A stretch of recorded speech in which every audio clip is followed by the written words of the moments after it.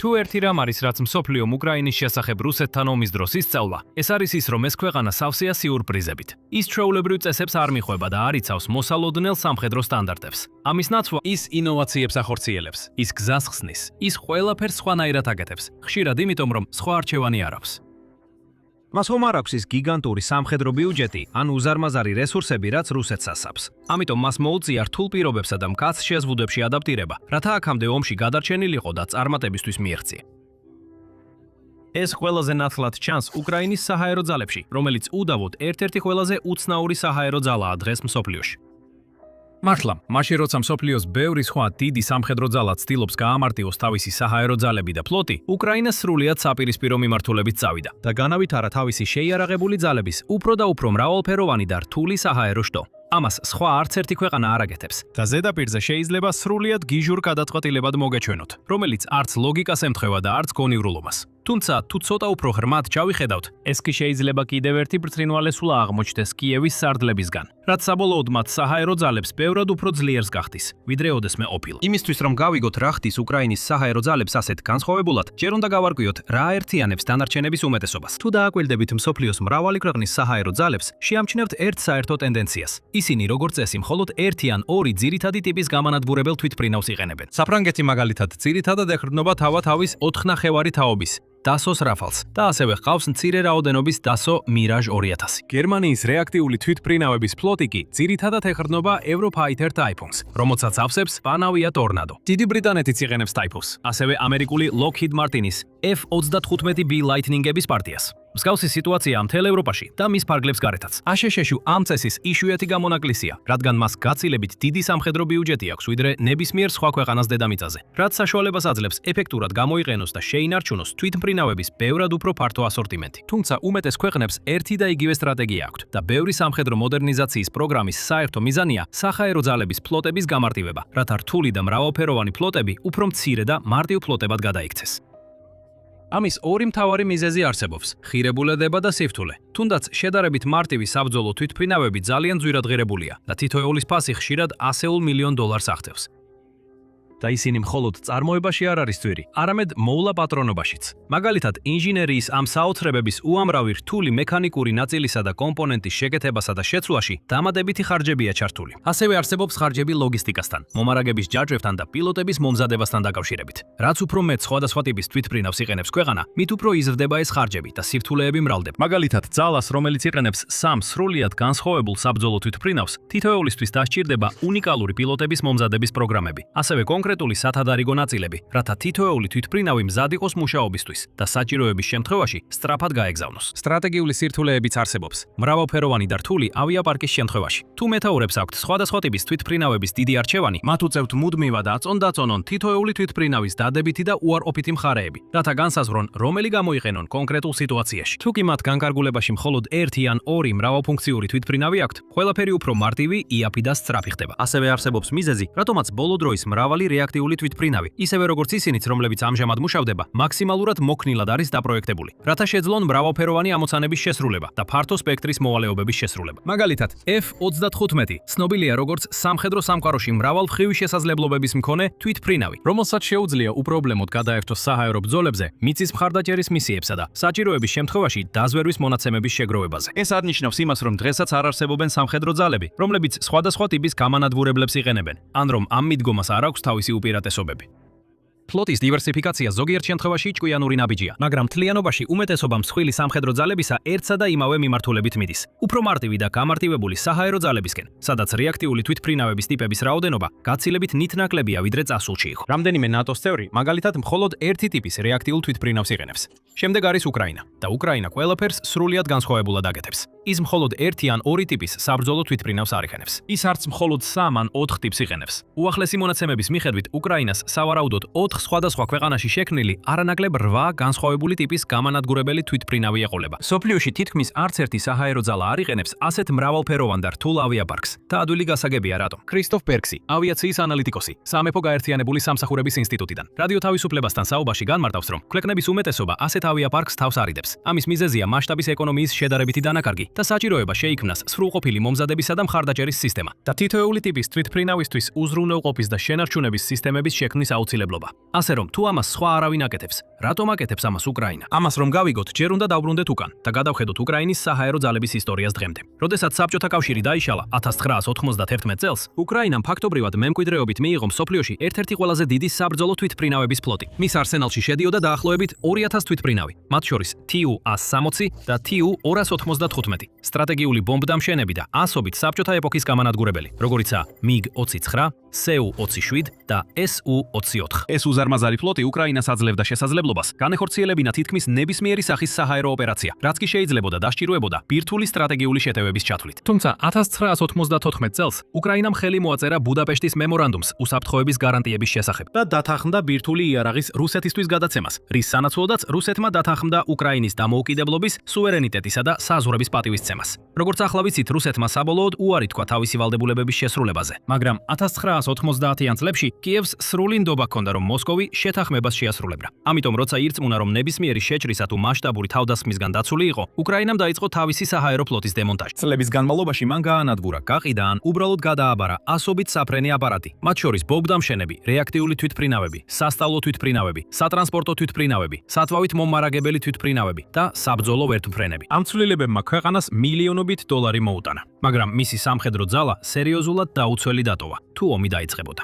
შემდეგ 2014 წელს უკრაინის რეალობა თავდაყირად ადგა, როდესაც რუსეთის სპეციალურმა ძალებმა ქვეყანაში შეაღწიეს და კირიმის ნახევარკუნძულის კონტროლი ჩაიგდეს ხელში. ეს ყველაფერი იმდენად სწრაფად მოხდა, უკრაინას თითქმის არ ჰქონდა დრო, რომ რაიმე რეაგირება მოეხდინა. მაგრამ ერთი ფაქტი მტკივნეულად ნათელი იყო. ბუდაპეშტის მემორანდუმი დარღვეული იყო და კიევს აღარ შეეძლო დაეხვდნო უსაფრთხოების გარანტიებს, რომლებმაც ამ დრომდე მის ბევრ სამხედრო გადაწყვეტილებაზე გავლენა მოახდინა. ყირიმის ანექსიის შემდეგ უკრაინის საჰაერო ძალები ფაქტობრივად ხელახლა გააქტიურდა. ძველი ვეტერანები კვლავ დააბრუნეს სამსახურში. ისინი ასწავლიდნენ და წორთნიდნენ დამომავალი თაობის პილოტებს საჰაერო ბრძოლის ხედოლის ხელოვნებაში. ინჟინრები კი შეუდგნენ რამდენიმე ათეული კონსერვირებული თვითმფრინავის აღდგენას, შეკეთებასა და მოდერნიზაციას. მაგალითად, Su-27-ებსა და MiG-29-ებს, რომლებიც აწლეულების განმავლობაში ძველ სამხედრო საწყობებში მტვერს აგროვებდნენ. უკრაინა ასევე დაუკავშირდა მოკავშირე ქვეყნებს, რათა დახმარებოდნენ ომის შესაძლებლობისთვის მზადებაში. ახალგაზრდა პილოტები კი ნორვეგიის საჰაერო ძალების აკადემიაში ტრონჰეიმში გაგზავნეს უნარების გასაუმჯობესებლად.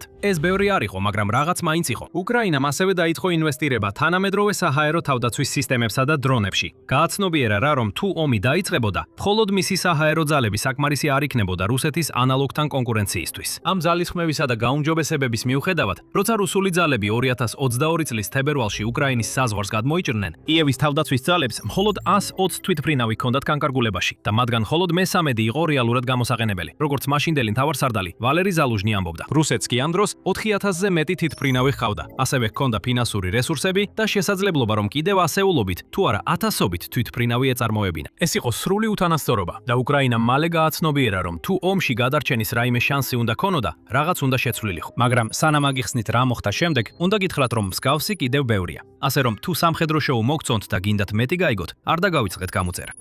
ახლა რუსეთ-უკრაინის ომის საწყისმა შეტაკებებმა თითქმის გაანადგურა უკრაინის საჰაერო ძალები. მართლაც თავდასხმის პირველივე საათებში 2022 წლის 24 თებერვალს რუსულმა ძალებმა მიზანმიმართულად დაარტყეს უკრაინის საჰაერო ძალების ტექნიკასა და ინფრასტრუქტურას, დაბომბეს მრავალი აეროდრომი, ბაზა და სათვავის საცავი. საბედნიეროდ უკრაინისთვის მისი მრავალი თვითმფრინავი ან უკვე ჰაერში იყო იმ დროს, ან სხვაგან იყო დამალული. ამიტომ მათ გადარჩენა მოახერხეს. მიუხედავად ამისა, მომდევნო დღეებმა აჩვენა, რამდენად ძლიერი იყო რუსეთის საჰაერო ძალები. კრემლის პილოტები დღეში 200 მეცდე საბრძოლო გაფრენას ახორციელებდნენ. ამასობაში კიევის პილოტები დღეში მხოლოდ 5-დან 10-მდე გაფრენას ახერხებდნენ, რადგან ცდილობდნენ გაეძლოთ შედარებით მცირე ფლოტით, რომელიც 4 საბჭოთა რეაქტიული ტიპისგან შედგებოდა. MiG-29, Su-24, Su-25 და Su-27. უკრაინის მოკავშირეები ხედავდნენ, რომ ქვეყნის საჰაერო ძალებს დრო ეწურებოდა და მიხვდნენ, რომ მათ უნდა ემოქმედათ. ამიტომაც მათ დაიწყეს საკუთარი არსენალების გადახედვა, რათა გამოევლინათ სასარგებლო თვითმფრინავები, რომლებიც კიევისთვის შეიძლებოდა გაეგზავნათ. მაგალითად, 2023 წლის განმავლობაში ცენტრალური და აღმოსავლეთ ევროპის სხვადასხვა ქვეყნებმა უკრაინის ძალების გასაძლიერებლად საკუთარი საბჭოთა პერიოდის საბრძოლო თვითმფრინავები გაგზავნეს. მაგალითად, სლოვაკეთმა და პოლონეთმა რამდენიმე MiG-29 გადასცეს. და მიუხედავად იმისა, რომ ის ამ გაძლიერებისთვის მადლიერი იყო, უკრაინის პრეზიდენტი ვლადიმირ ზელენსკი მაინც იმედოვნებდა, რომ დასავლეთის წამყვანი ქვეყნები ოდესმე კიევს უფრო თანამედროვე განვითარებულ და ეფექტურ გამანადგურებლებს მიაწვდიდნენ. დრო დასჭირდა, მაგრამ საბოლოოდ მან მიიღო ის, რაც სურდა. 2024 წელს ამერიკაში წარმოებული F-16 ტიპის გამანადგურებლების პირველი პარტია ოფიციალურად დაეშვა უკრაინის მიწაზე, რითაც უკრაინის საჰაერის საჰაერო ძალების ფლოტი 5 სხვადასხვა ტიპის თვითმფრინავამდე გაიზარდა. ქვეყანამ შემდეგ უნდა ჩაეტარებინა პილოტების ინტენსიური მომზადება, ასევე მოეპოვებინა სიმულატორები, სათადარიგო ნაწილები და დამხმარე ინფრასტრუქტურა, სანამ საბოლოოდ F-16-ებს ოპერაციულ სამსახურში ჩაუშვებდა. მას შემდეგ ისინი ძალიან ეფექტურები გახდნენ. უკრაინული საბრძოლო გაფრენების დაახლოებით 80%-ს ასრულებენ და უდიდესად გამოსადეგნი აღმოჩნდნენ, როგორც რუსული რაკეტებისა და დრონების წინააღმდეგ ბრძოლაში. ასევე მიწის ზედაპირზე სამიზნეების დასარტყმელად. სხვადასხვა სხვა ქვეყანამაც დამატებითი F-16-ები გადასცა უკრაინას ამ წლების განმავლობაში. და 2025 წელს კიევის საჰაერო ძალებს კიდევ ერთი საინტერესო დამატება შეემატა. მირაჟ 2000. პირველად მან ფრენა 1978 წელს შეასრულა. ეს ფრანგული გამანადგურებელი 10 წლეულების განმავლობაში საფრანგეთის საჰაერო ძალების მთავარი საყრდენი იყო და მრავალი კონფლიქტის მონაწილეა. სპარსეთის ყურის ომიდან დაწყებული, ავღანეთის ომითა და სირიის სამოქალაქო ომით დამთავრებული. მსოფლიოს სხვადასხვა სამხედრო ძალები კვლავაც ეყრდნობიან მას, მათ შორის ინდოეთი, ჩინეთი და არაბთა გაერთიანებული საამიროები.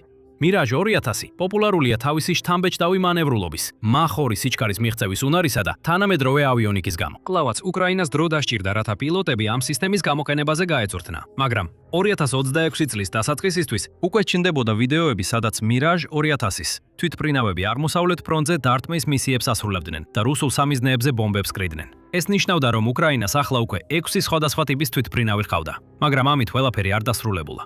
2026 წლის 30 ივნისს პრეზიდენტმა ზელენსკიმ გამოაცხადა, რომ უკრაინამ და შვედეთმა ხელი მოაწერეს შეთანხმებას 16 შვედური Gripen E ტიპის გამანადგურებლის შეძენაზე. ეს პაკეტი ასევე მოიცავს შესაბამის აღჭურვილობას, ტექნიკურ დახმარებასა და მხარდაჭერას, რათა უკრაინელმა პილოტებმა და ინჟინრებმა შეძლონ ამ თვითმფრინავების რაც შეიძლება სწრაფად და ეფექტურად დანერგვა და გამოყენება. ახლა არსებული ცნობების მიხედვით, ამ გამანადგურებლების პირველი 16 ერთეული უკრაინაში 2029 და 2030 წლებში ჩავა.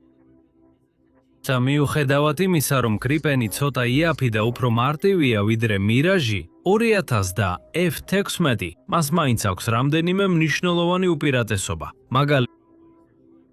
რაც იდეალურია უკრაინისთვის, რადგან საჰაერო ძალების არსებული ინფრასტრუქტურის დიდი ნაწილი 2022 წელს დაზიანდა ან განადგურდა. შემდეგ Gripen-ის განცხადებიდან სულ რამდენიმე კვირაში უკრაინამ კიდევ ერთი შეთანხმება გამოაცხადა. ერთობლივ განცხადებაში თავის ფრანგ კოლეგასთან ემანუელ მაკრონთან ზელენსკიმ განაცხადა, რომ საფრანგეთი მალე გადასცემს უკრაინას დაპირებული 16 დასო რაფალის 4 გამანადგურებელს. პირველი პარტია ჩამოვა მას შემდეგ, რაც უკრაინელი პილოტები საფრანგეთში საჭირო წორთნას გაივლიან, რომელიც 2026 წლის ბოლომდე დაიწყება. შესაბამისად, 2028 წლისთვის ან შესაძლოა უფრო ადრე, უკრაინის საჰაერო ძალები უნდა გამოიყენებდეს საბრძოლო თვითმფრინავების 8 სხვადასხვა ტიპს საბჭოთა კავშირიდან, შეერთებული შტატებიდან, შვედეთიდან და საფრანგეთიდან. და ამ კოლექციის გვირგვინი უდაოდ იქნება რაფალი, რომელიც ფართოდ ითვლება ერთ-ერთ საუკეთესო თვითმფრინავად დღესდღეობით. გამოირჩევა თითქმის შეუდარებელი მრავალმხრივობით, მოწინავე სენსორთა შერწყმის ტექნოლოგიით და შეუდარებელი მოქნილობით. შეუძლია შეასრულოს ყველაფერი საჰაერო თავდაცვის ოპერაციებიდან ზუსტი დარტყმებამდე. ძალიან ცოტა ქვეყანას მოუნდებოდა ასეთი მრავალფეროვანი და რთული საჰაერო ძალები, მაგრამ უკრაინამ როგორც ჩანს მიიღო. აუცილებელი არ იყო ამდენი სხვადასხვა ტიპის თვითმფრინავის მიღება და შეეძლო დასავლელ მოკავშირეებთან მოლაპარაკება, რომ ყურადღება გაემახვილებინა მხოლოდ ერთ ან ორ ტიპზე, უფრო დიდი რაოდენობით. ექსპერტები და ანალიტიკოსები კი ამტკიცებენ, რომ უკრაინამ მიზანმიმართულად აირჩია ასეთი რთული ავიაპარკი, რადგან სურს გრძელვადიან პერსპექტივაში დაშალოს თავისი ძველი, მოძველებული საბჭოთა ავიაცია და შეცვალოს სრულად დასავლურით.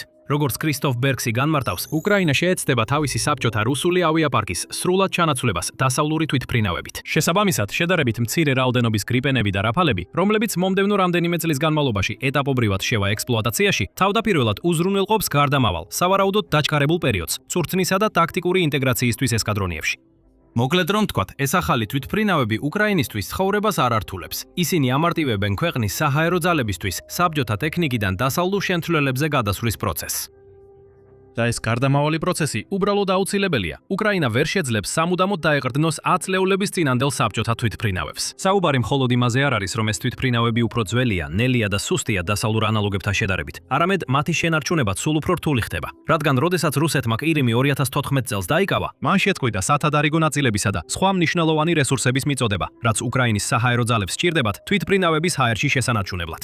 რაც მეტი დრო გადის, მით ნაკლები საბჭოთა ეპოქის ნაწილი და მასალა ექნებათ კიევის ინჟინრებს სამუშაოდ. ბოლოს და ბოლოს დადრება მომენტი, როცა ძველი მიგები და Su-25-ები უბრალოდ აღარ იქნება საფრენი მდგომარეობაში. როცა ეს მოხდება, უკრაინა სურს მზად იყოს. ის სურს, რომ სრული დასავლური თვითმფრინავების ფლოტი მზად კონდეს ჰაერში ასაფრენად, რათა წარსული უკან მოიტოვოს და კიევის წინსვლა თანამედროვე ეპოქაში დაასიმოლოს. და კიევს არჩევანის ფუფუნება არ აქვს, ან დაელოდოს დასავლელ მოკავშირეებს, რომ მათ კონკრეტული ტიპის თვითმფრინავები დიდი რაოდენობით მიაწოდონ. ამიტომაც ის სიხარულით ირებს ყველაფერს, რასაც ევროპა უგზავნის. აფორმებს ხელშეკრულებებს და აწარმოებს მოლაპარაკებებს საფრანგეთთან, შვედეთთან და ნებისმიერ სხვა ქვეყანასთან, რომელსაც დახმარების გაწევა სურს. სწორედ ასე გახდა უკრაინის რეაქტიული თვითმფრინავების ფლოტი ასეთი არეული. ეს შემთხვევით არ მომხდარა, ეს განზრახ იყო. F-16-ები პირველები გამოჩნდნენ ასპარეზზე, რადგან აშასეჩუსა და ევროპელ მოკავშირეებს ამ ტიპის თვითმფრინავები საკმარისი რაოდენობით ჰქონდათ. ასევე ბევრი სათადარიგო ნაწილი, რომ მათი ექსპლუატაცია უზრუნველეყოთ. მირაჯები მოგვიანებით გამოჩნდნენ, რადგან საფრანგეთი უკვე გადადიოდა ამ მოდელიდან და უფრო მეტად რაფალებზე კონცენტრირდებოდა. ხოლო გრიფენები მოხვა, რადგან შვედეთს უკვე ბევრი ასეთი თვითმფრინავი აქვს და სურს დაეხმაროს ევროპის აღმოსავლეთ ფლანგის დაცვაში. რაფალები ამ მრავალფეროვან ძალაში ყველაზე ახალი, ეახალი და შესაძლოა ყველაზე ძლიერი დამატებაა. და კიევისთვის სარგებელი აშკარაა. ის ირებს თანაჩოვესფს თანამედროვე საბრძოლო თვითმფრინავების კარგ რაოდენობას, რაც შეიძლება სწრაფად. მისი პილოტები კიდევ უფრო გამოცდილი და კვალიფიციური ხდებიან, ხოლო მისი საჰაერო ძალები ასევე ანაწილებენ რისკს, ასე რომ თუნდაც რომელიმე ამ ტიპის თვითმფრინავმა რაღაც მიზეზით ვერ იმუშაოს, მაგალითად, მიწოდების შეწყვეტის ან პოლიტიკური ცვლილების გამო, დანარჩენი ავიაპარკი მაინც ძლიერად დარჩება.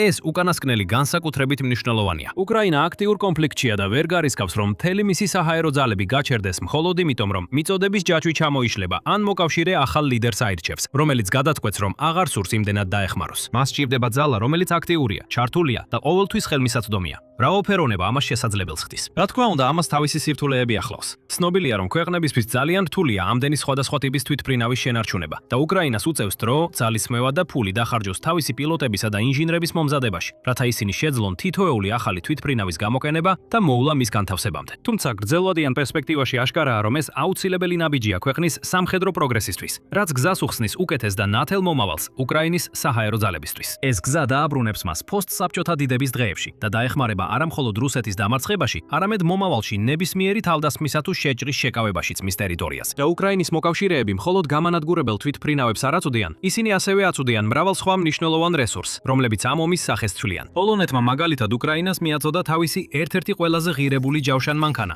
რომლის შესახებაც ყველაფერს ამ ვიდეოში გაიგებთ. ან თუ გსურთ ნახოთ, როგორ ძლიერდება უკრაინის დრონების არმია ყოველდღიურად, იხილეთ ეს ვიდეო ახალი ზირკას ჩამჯერის შესახებ. და ბოლოს, არ დაგავიწყეთ გამოიწეროთ სამხედრო შოუ, რათა მიიღოთ მეტი სასწრაფო სიახლე, ანალიზი და ინფორმაცია რუსეთ-უკრაინის ომისა და მსოფლიოს სხვადასხვა კუთხეში მიმდინარე სხვა კონფლიქტების შესახებ.